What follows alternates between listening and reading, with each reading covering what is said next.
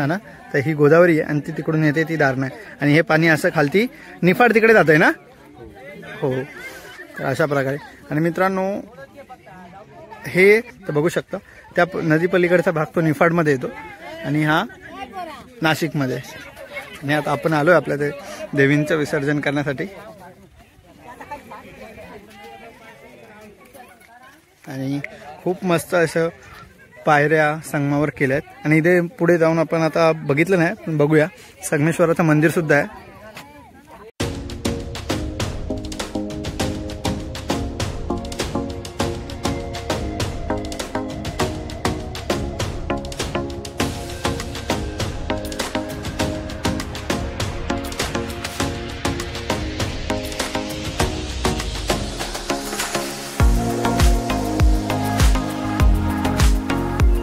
आता आम्ही जे वरती संगमेश्वराचं मंदिर आहे तिकडे देखील जातो. तिकडे जाऊन आपण देवाचं दर्शन घेऊया. खूप मान्यता आहे मित्रांनो या देवाची. खूप इथे जत्रा पण असते ना मामा. महाशिवरात्री. हा, तर मित्रांनो महाशिवरात्रीला खूप मोठी जत्रा भरते, तर ते सुद्धा बघण्यासारखी आहे. नायगावमध्ये हे पॉइंट आहे, नायगाव ना, तर जोगलटेंबी. हा, तर जोगलटेंबीमध्ये हा पॉइंट आहे. तर गोदा आणि वारणाच्या संगमामुळे मित्रांनो हा जो ऊस आहे इकडच्या ह्या क्षेत्रातील लोकांना जास्त करून पिकवता येतो. कारण की जसं काही मगाशी बोललो, आवाज आला असेल की माहीत नाही, ऊसासाठी जी पाण्याची आवश्यकता असते ती आपली गोदा धारणामुळे पूर्ण होते. त्यामुळे बहुसंख्य लोक या भागातले ऊसच करतात. तर आता आलो इथं संगमावर, तर इकडे सुद्धा आपण महादेवाला डोकं टेकवून जाऊया. आणि या संगमाच्या नावावरूनच मामा नाव पडलंय ना संगमेश्वर. हां, तर संगमाच्या नावावरून संगमेश्वर पडलंय किंवा संगमाला नाव पडलंय काय माहिती नाही. पाया पडतो.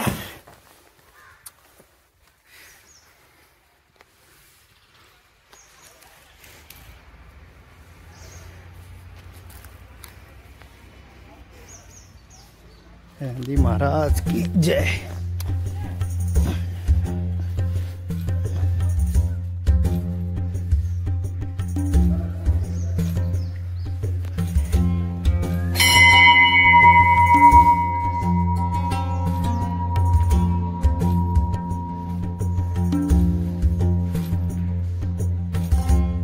बघू शकता आपण किती वेगळेच मित्रांनो वाईब्स इकडे जाणवतात आपल्याला. आणि आवाज बघू शकता कशा प्रकारे घुमतो.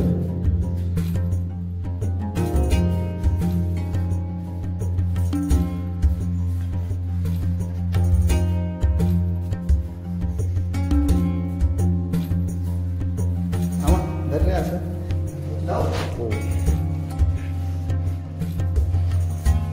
हर हर महादेव.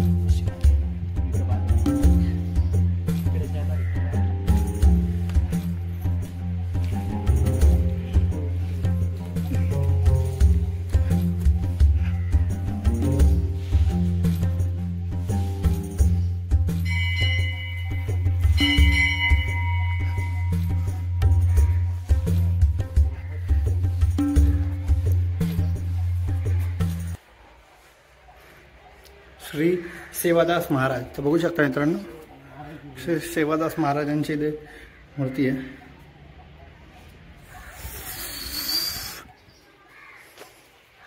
आणि खूप मस्त इथे तुळशी वृंदावन आहे.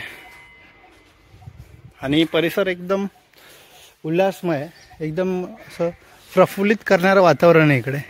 आणि ते गुरुजी तिकडे बघू शकता तुम्ही, साफसफाई करता झाडू मारतायत.